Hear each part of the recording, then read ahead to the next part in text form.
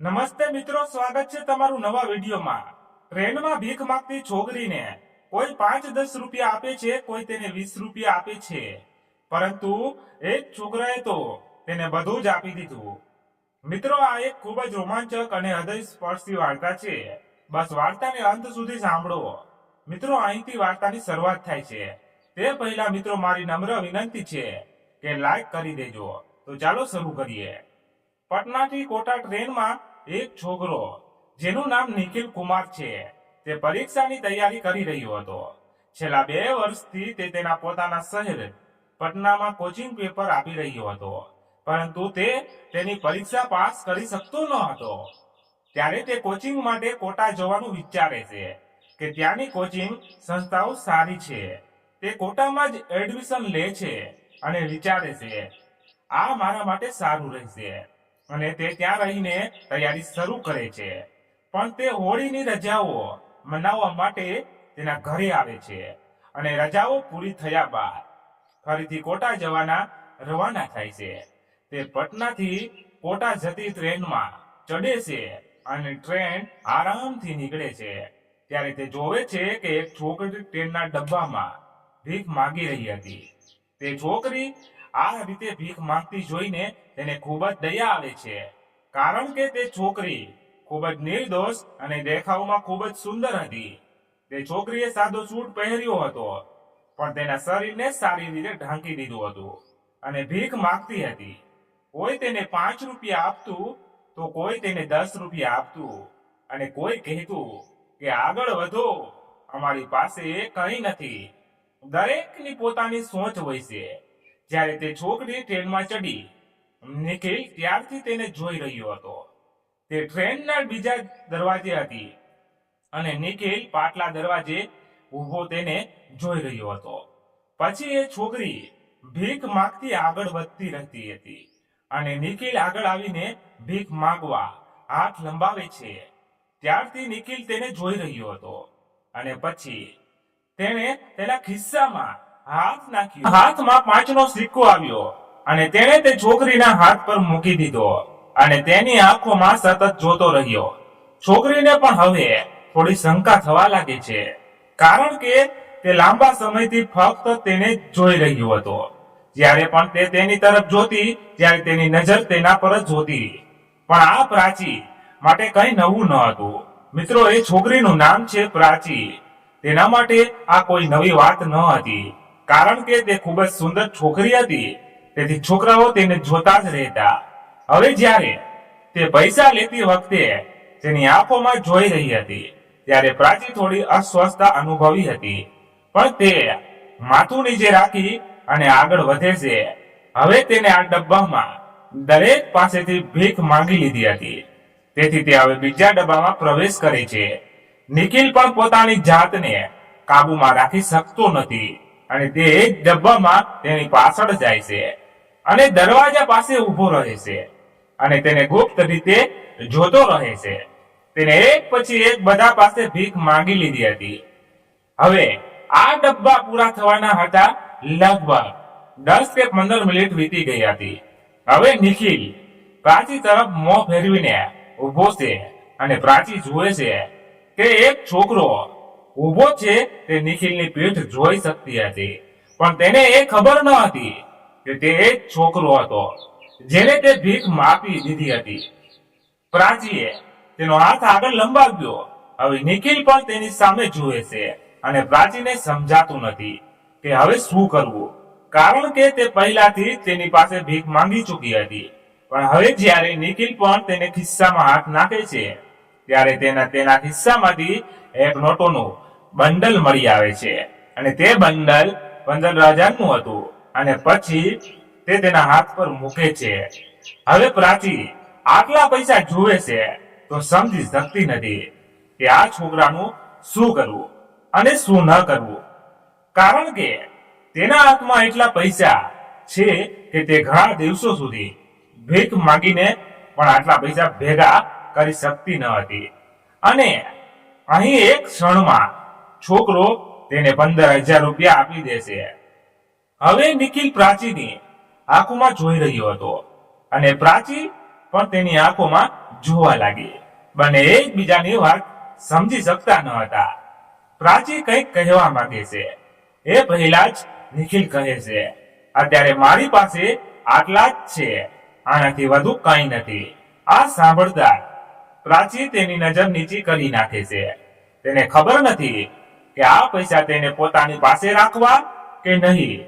હવે નિખિલ પણ ત્યાં થોડી અસ્વસ્થતા અનુભવવા લાગ્યો. તેથી ત્યાં ફરીથી ત્યાં નીકળી ગયો અને પોતાની સીટ પર જઈને બેસી ગયો. હવે પ્રાચી આગલા સ્ટેશને ઉતરી જાય છે, કારણ કે તે પણ સમજી શકતી ન હતી કે તેની સાથે શું થઈ રહ્યું છે.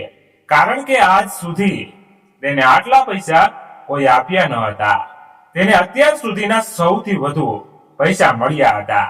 તેને કોઈ 100 મળતા અને હવે એક જ વારમાં તેને 15,000 મળ્યા હતા. તે તેના માટે મોટી વાત હતી. પરંતુ નિખિલ કુમાર એક સારા અને અમીર પરિવારનો હતો અને તેને 15,000ની રકમથી કોઈ ફરક પડતો ન હતો. અને આ સિવાય 100-200 વીઘા જમીન પણ તેના પિતાની પડી હતી. તેથી તે નીટ માટે ખૂબ જ સરળતાથી તૈયારી કરી રહ્યો હતો. તે વિચારે છે કે ચાલો પહેલા જોઈએ, નંબર લાગે તો સરકારી કોલેજમાં એડમિશન મળી જાય અથવા હું ખાનગી કોલેજમાં પણ ડોક્ટરી નો અભ્યાસ કરીશ. કારણ કે તેના પિતા આટલા પૈસાનું રોકાણ કરવા તૈયાર હતા. મિત્રો, નિખિલ તેની સીટ પર બેઠો હતો અને તેની પાસે વધારે પૈસા બચ્યા ન હતા. મતલબ કે હવે રોકડા ખતમ થઈ ગયા હતા, કારણ કે તેને છોકરીને બધા પૈસા આપી દીધા હતા. પરંતુ તેના બેંકના ખાતામાં અને એટીએમમાં ઘણા પૈસા હતા, પણ હવે કેસ ખતમ થઈ ગયા હતા. તેથી તે વિચારવા લાગ્યો કે મેં શું પાગલપણું કર્યું છે, અને તે થોડી વારમાં આમ જ વિચારતો રહે છે.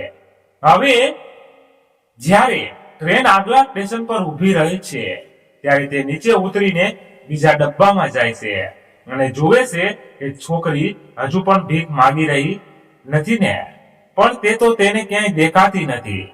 પછી તેને લાગે છે કે કદાચ તે પહેલા સ્ટેશન પર ઉતરી ગઈ હશે અને પછી કોટા પહોંચી જાય છે અને પોતાનો અભ્યાસ શરૂ કરે છે. કેટલાક દિવસો આમ જ પસાર થાય છે, પરંતુ પછી એક રાત્રે તે તેના સપનામાં તે છોકરીને જુએ છે. સપનું એવું હતું કે છોકરી તેને કંઈક કહેવા માંગતી હતી. તે તેની પોતાની પાસે બોલાવી રહી હતી. પછી તેની આંખો ખુલે છે અને તે બેસે છે અને વિચારમાં પડી જાય છે. તે ખૂબ જ બેચેન બની ગયો હતા. તે પોતાની જાતને કોસવા લાગે છે કે મારે મારી સીટ પર બેસવાને બદલે તે છોકરીની પાછળ જવું જોઈતું હતું. તેની સાથે વાત કરવી જોઈતી હતી કે તે કોણ છે, ક્યાં રહે છે. આ બધી વાતો તેના મનમાં ભટકવા લાગે છે. તે ઊંઘી શકતો નથી. તેને લાગવા માંડે છે કે કદાચ હું તેના પ્રેમમાં પડી ગયો છું. યાર, હું કદાચ પહેલી નજરમાં જ તેના પ્રેમમાં પડી ગયો હતો અને તેથી જ મેં તેને ખૂબ જ જોવાનું શરૂ કર્યું. હવે વિચારે છે કે શું કરવું. જો આ વાત મારા મનમાં આ રીતે દબાયેલી રહી તો મુશ્કેલી થશે. તેથી પછી તે આખી વાત તે તેના મિત્ર સાથે શેર કરે છે અને કહે છે કે હું તેને મળ્યા વિના રહી શકતો નથી. જ્યાં સુધી તે ઇનકાર ન કરે અથવા જવાબ ન આપે ત્યાં સુધી મારા મનને શાંતિ નહીં મળે. તેનો મિત્ર તેને સલાહ આપે છે અને કહે છે કે તને તે છોકરી જલ્દી મળી જશે, કારણ કે આવા લોકોની પોતાની જગ્યા જ હોય છે કે આપણે આ સ્થળોએ જઈને આપણું સોંપેલું કામ કરવાનું છે. જો તે તને ટ્રેનમાં મળશે તો તું ફરીથી ત્યાં જા, તે તને ટ્રેનથી મળશે. તેથી બીજા દિવસે પટનાથી કોટા જતી ટ્રેનમાં નિખિલ ચડે છે, પરંતુ છોકરી ક્યાંય દેખાતી નથી. ત્યારે તેને ખ્યાલ આવે છે કે છોકરી મને આ સ્ટેશનમાં મળી હતી અને પછી તે આ સ્ટેશન પહોંચે છે અને આવનારી બધી ટ્રેનોમાં એક પછી એક ચડે છે. અંતે તે છોકરીને શોધે છે અને અંતે તેને ટ્રેનના જનરલ ડબ્બામાં જુએ છે. તે ભીખ માંગતા નિખિલ તરફ આવી રહી હતી અને નિખિલને જોતા તેના ચહેરા પર આંસુ સ્મિત દેખાયું. નિખિલ પણ તેને જોઈને ઘણો ખુશ થાય છે. તે આગળ જવા માંગતી હતી, પણ નિખિલથી આગળ જવાની તેનામાં હિંમત ન હતી. તેમ છતાં થોડી વાર રાહ જોયા પછી તે આગળ વધે છે. પણ નિખિલ માટે ચાલતી ટ્રેનમાં અજાણી છોકરી સાથે વાત કરવી તેના માટે થોડી અઘરી હતી. અને પછી તે ટ્રેન ઊભી રહેવાની રાહ જોવે છે. ત્યારે આસપાસ પાસેના એક નાનકડા સ્ટેશન પર ટ્રેન ઊભી રહે છે અને પ્રાચી ટ્રેનમાંથી નીચે ઉતરી જાય છે. તે વિચારવા લાગે છે, આ છોકરો 3-4 દિવસ પહેલા જ આવ્યો હતો અને આજે પાછો આવ્યો, તેનું કશું સમજાતું ન હતું. એક ક્ષણ માટે તેને વિચાર્યું કે કદાચ તે ફક્ત મારા માટે જ આવ્યો છે. પરંતુ તેને વિચાર્યું કે હું કેવી છું અને તે કેવો છે, અને તેને 15,000 રૂપિયા પણ આપ્યા હતા. પણ નિખિલ પણ ટ્રેનમાંથી નીચે ઉતરે છે અને ચૂપચાપ તેની પાછળ જવા લાગે છે. પીરાજી સ્ટેશન પાછળથી એક કાચો રસ્તો છે. તે લગભગ 1 કિલોમીટર સુધી ચાલે છે અને તેના ગામ પહોંચે છે. નિખિલ પણ તેની પાછળ છુપાયેલો હતો અને તે પણ પ્રાચીના ગામ પહોંચે છે. મિત્રો, હવે નિખિલ થોડું અંધારું થાય તેની રાહ જોવે છે અને વિચારવા લાગ્યો કે જ્યારે થોડું અંધારું થશે ત્યારે હું ઘરની નજીક જઈશ. જ્યારે અંધારું થાય છે ત્યારે તે તેમના ઘરની નજીક જાય છે અને ગુપ્ત રીતે તેમના ઘરની સ્થિતિ જુએ છે અને ચોંકી જાય છે. કારણ કે પ્રાચીના પિતાનો એક પગ કપાયેલો હતો અને તેને જોઈને એવું લાગતું હતું કે જાણે તે હમણાં જ કપાયેલો છે, કારણ કે પટ્ટી તાજી હતી. પ્રાચી ઉપરાંત ઘરમાં તેની 3 બહેનો, એક નાનો ભાઈ અને માતા હતા. માતા જમવાનું બનાવતી હતી અને પછી પ્રાચી પૈસા કબાટમાં રાખે છે અને કહે છે કે આજે ફરી લફડો થયો તો મૂળ પૂછે છે. દીકરી, શું થયું? પ્રાચી તેની માતાને કહે છે. તે છોકરો જેને 15,000 આપ્યા હતા તે આજે ફરી મળ્યો. તેને જોયા પછી હું નીચે ઉતરી ગઈ. તો માતા કહે છે, અરે તું કેમ નીચે ઉતરી ગઈ? કદાચ આજે પણ તે તને થોડા પૈસા આપી દે. તો પ્રાચી કહે છે, ના માં, હું ભીખ માંગુ છું અને મને કોઈ આમ પૈસા આપે તે ગમતું નથી. તો માં હસતા હસતા કહે છે, દીકરા, તું એટલી સુંદર છે કે કોઈ પણ તારો રસ્તો રોકશે. આના પર પ્રાચી કહે છે કે માં, તમે પણ શું મજાક કરો છો? પછી પ્રાચી ઘરનું કામ કરે છે. તે બચેલો ખોરાક ડોલમાં લઈને ગાયને આપવા જાય છે. નિખિલ પણ આ તક ઝડપી લે છે અને તેની પાછળ જાય છે.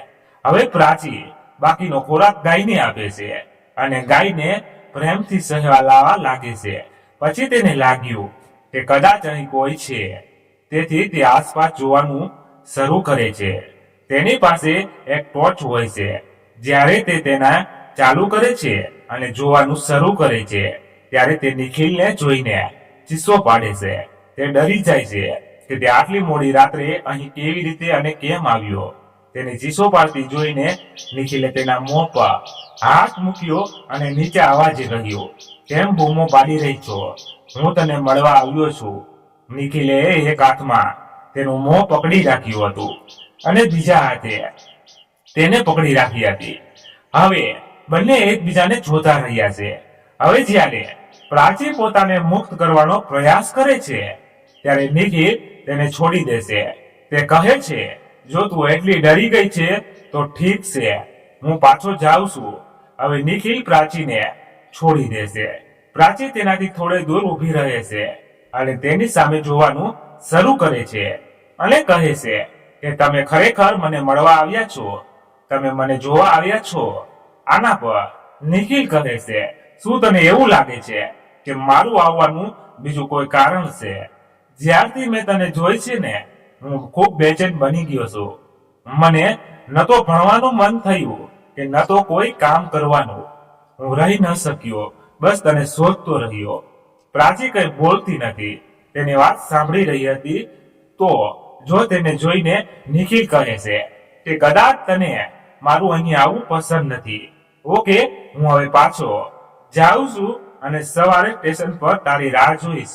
જો તમે મને ન જુઓ તો પણ હું તને જોવા આવીશ અને તમે મને રોકી નહીં શકો.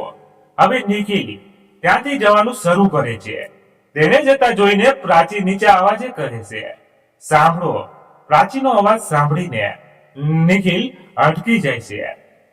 પ્રાચી કહે છે, હવે તમે રાત્રે ત્યાં ભટકશો. જો તમે ઈચ્છો તો તમે અહીં રહી શકો છો. રાત બહુ થઈ ગઈ છે. સ્ટેશન પર પણ ભોજન વગેરે ઉપલબ્ધ નહીં હોય. પછી તે એક ખાટલો મૂકે છે અને નિખિલને અહીં આરામ કરવા કહે છે અને કહે છે કે જ્યારે બધા સૂઈ જશે ત્યારે હું તમારા માટે ભોજન પણ લાવીશ. આ સાંભળીને નિખિલની ખુશીની કોઈ સીમા નથી રહેતી અને નિખિલ તેના વિશે ઘણું આગળ વિચારવાનું શરૂ કરે છે. હવે પ્રાચી ઘરે જાય છે ત્યારે માં રોટલી બનાવતી હતી. તે તેની માતાને કહે છે, માં હવે તમે ભોજન કરો, હું આટલી રોટલી બનાવીશ. કારણ કે તે ઈચ્છતી ન હતી કે માતા રોટલી બનાવે અને કોઈ પણ રોટલી બળી જાય. પછી તે દરેકના સુવા માટે રાહ જોવે છે અને બધાના સૂઈ ગયા પછી તે 3-4 રોટલી અને અથાણું રાખીને ચૂપચાપ નિખિલ પાસે જાય છે. પ્રાચીને આવતા જોઈને નિખિલ ઊભો થાય છે. પ્રાચી તેને જમવાનું આપે છે અને પોતે નીચે બેસી જાય છે. ત્યારે નિખિલ કહે છે કે પહેલા તો તમે ઉપર બેસો. પરંતુ પ્રાચી કહે છે કે ના, હું અહીં ઠીક છું. તમારું ભોજન લો, ખબર નહીં કેટલા સમયથી ભૂખ્યા છો. પછી નિખિલ હાથ ધોવે છે અને રોટલીનો ટુકડો તોડી પ્રાચીને આપે છે. પ્રાચીએ કહ્યું, તમે ખાઓ, મેં જમી લીધું છે. એટલે નિખિલ કહે છે, ના, હું સારી રીતે જાણું છું તમે હજી ખાધું નથી. તને જોઈને જ લાગે છે કે તને પણ ભૂખ લાગી છે. પછી નિખિલ અને પ્રાચી બંને સાથે બેસીને ખાય છે. નિખિલ પોતે પણ ખાય છે અને પ્રાચીને પણ ખવડાવે છે. રાત્રે ભોજન પછી તેઓ વાત કરે છે ત્યારે નિખિલ પૂછે છે કે તમે આ કામ કેટલા સમયથી કરો છો? તો પ્રાચી કહે છે કે મારા પિતા પહેલા મજૂરી તરીકે કામ કરતા હતા, પરંતુ એક અકસ્માતમાં તેમનો એક પગ બગડી ગયો અને તેનો પગ કાપવો પડ્યો હતો. તેથી તે કામ કરવા અસમર્થ છે અને જેટલા પૈસા ભેગા કર્યા હતા તે દવાઓ પર ખર્ચ થઈ ગયા.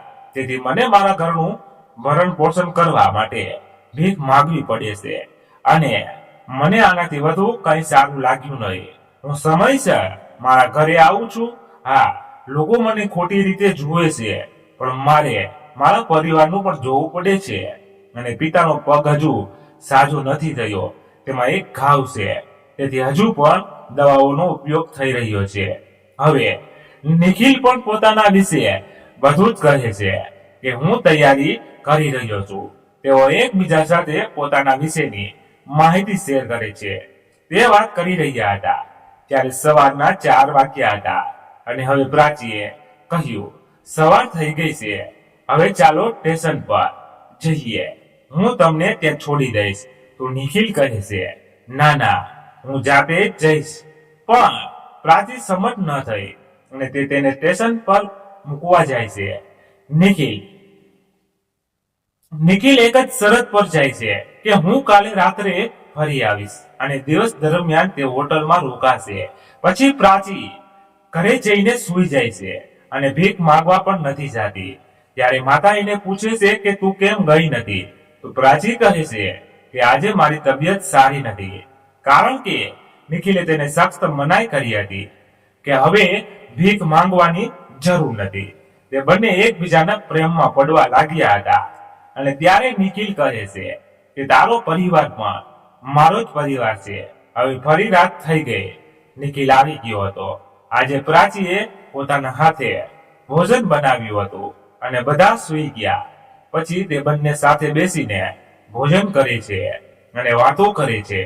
કોઈ ખોટી લાગણી તેમના મનમાં ઉદ્ભવતી નથી, કારણ કે નિખિલ એવી કોઈ હરકત કરતો નથી અને ના પ્રાચી, કારણ કે તેમનો પ્રેમ સાચો હતો.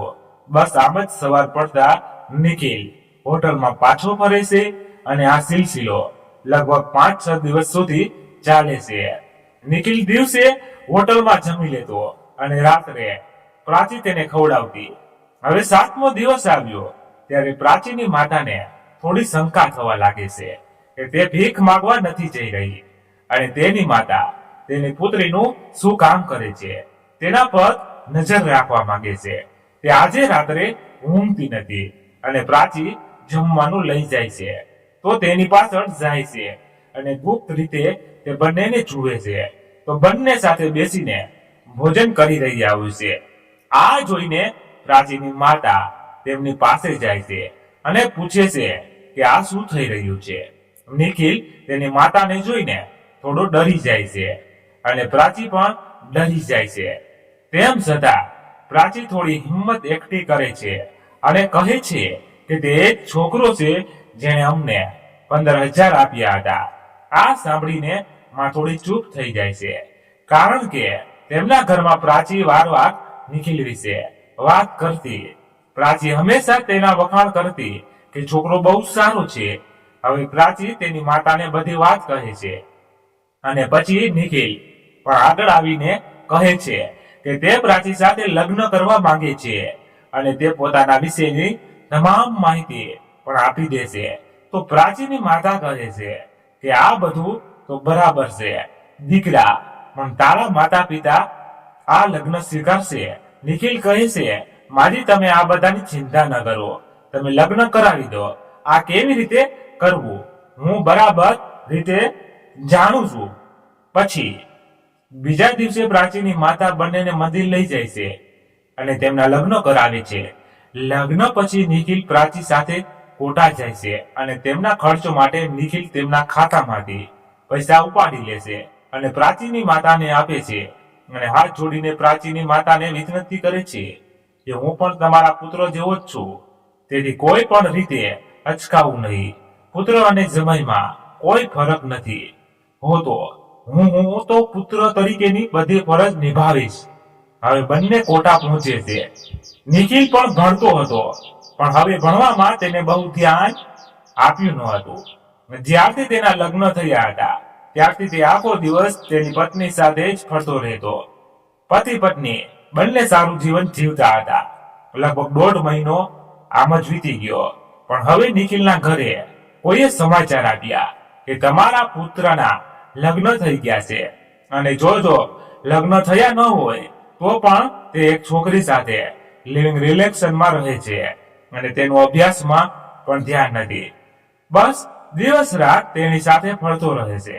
આ સાંભળીને નિખિલના પિતા ગુસ્સે થઈ જાય છે અને તે વાત પર વધુ ગુસ્સે થાય છે કે તે આ રીતે કેવી રીતે લિવિંગમાં રહી શકે. તે તેના પુત્રને સીધો જ ફોન કરે છે અને પૂછે છે કે તમે કોઈ છોકરી સાથે કેવી રીતે લિવિંગમાં રહી શકો છો અને જો તારે રહેવું હતું તો તેની સાથે પહેલા લગ્ન કરી આવત અને તે છોકરી કોણ છે. પણ ત્યારે નિખિલ જૂઠું બોલે છે અને કહે છે પપ્પા આ છોકરી મારી સાથે ભણતી હતી અને અમે પરણી છીએ, લિવિંગમાં નથી રહેતા કારણ કે પ્રાચી અત્યંત સુંદર હતી પણ તેની સુંદરતા થોડી દબાઈ ગઈ હતી તેના ઘરના સંજોગોને લીધે. હવે જ્યારે તે નિખિલ સાથે આરામદાયક વાતાવરણમાં રહે છે ત્યારે તેના ચહેરા પર ચમક આવી જાય છે. કોઈ પણ હિરોઈનની સુંદરતા પણ તેની સરખામણીમાં નિસ્તેજ થવા લાગી હતી અને બધા નિખિલને કહેતા કે ભાઈ છોકરી લાવ્યો છે તો આ લાવ્યો છે. હવે નિખિલના પિતા કહે છે કે તારા લગ્ન થઈ ગયા છે તેથી છોકરીને ઘરે લઈ આવો અને અહીં પણ રીત રિવાજનું પાલન કરો. હવે નિખિલ પ્રાચી સાથે ઘરે જાય છે અને બધી વિધિઓ ખૂબ તૈયારી સાથે પૂરી થાય છે. હવે નિખિલના માતા પિતા કહે છે કે દીકરા તેના માતા પિતા ક્યાં છે. નિખિલ કહે છે પપ્પા તે પણ ગુસ્સે છે, ધીમે ધીમે હું તેનો પરિચય કરાવીશ. નિખિલે વિચાર્યું કે જો તે હવે આ લોકોને સત્ય કહેશે તો તેઓ ખૂબ જ ગુસ્સે થઈ જશે અને સમસ્યાઓ ઊભી કરશે અને પછી તે તેની પત્નીને સમજાવશે કે તારે આ બધા લોકોની ખૂબ સેવા કરવી પડશે અને આ લોકોનો ભરોસો જીતો, તેમના દિલમાં જીતી લો જેથી તેઓ બધા તારાથી વધુ ખુશ થાય અને તને પ્રેમ કરવા લાગે. અને આવું જ કંઈક થાય છે. પ્રાચી તેના સાસુ અને સસરાની ખૂબ જ સેવા કરે છે, દરેક વસ્તુનું ધ્યાન રાખે છે અને પછી એક દિવસ નિખિલ તેના માતા પિતાને સત્ય કહે છે. જ્યારે તેના માતા પિતા પણ ખૂબ ખુશ થાય છે અને તેના વખાણ કરે છે અને કહે છે કે પુત્ર તે ખૂબ જ યોગ્ય અને ખૂબ જ સારું કામ કર્યું છે. કદાચ જો તે મોટા પરિવારની છોકરી હોય તો કદાચ તે આપણને આટલું માન સન્માન આપી શકી ન હોત. તે આપણા પ્રત્યે આટલી સમર્પિત ન હોત. નિખિલના માતા પિતા પ્રાચીના માતા પિતાને મળવા જાય છે અને તેઓ તેમને પણ પોતાની સાથે ઘરે લાવે છે અને હવે તેઓ બધા પ્રેમથી સાથે રહેવા લાગે છે. તો મિત્રો, નિખિલ કુમાર વિશે તમારો શું અભિપ્રાય છે? કૃપા કરીને અમને કોમેન્ટ કરીને જણાવજો. અને તમને ગમી હોય વાર્તા તો લાઈક કરીને તમારા મિત્રો સાથે શેર કરો. અને આવી જ કહાની સાંભળવાની ગમતી હોય તો ચેનલને સબસ્ક્રાઇબ જરૂરથી કરજો. તો મિત્રો, ફરીથી મળીએ નવા વિડીયોમાં નવી વાર્તા સાથે અવનવી. ત્યાં સુધી બધાય મજા કરો. જય ભારત, જય હિન્દ. અને મિત્રો, હા, અમારી આ વાર્તામાં ક્યાંય પણ કઈ ભૂલ હોય તો અમને અવશ્ય કોમેન્ટ કરીને જણાવી શકો છો, એટલે અમે વાર્તા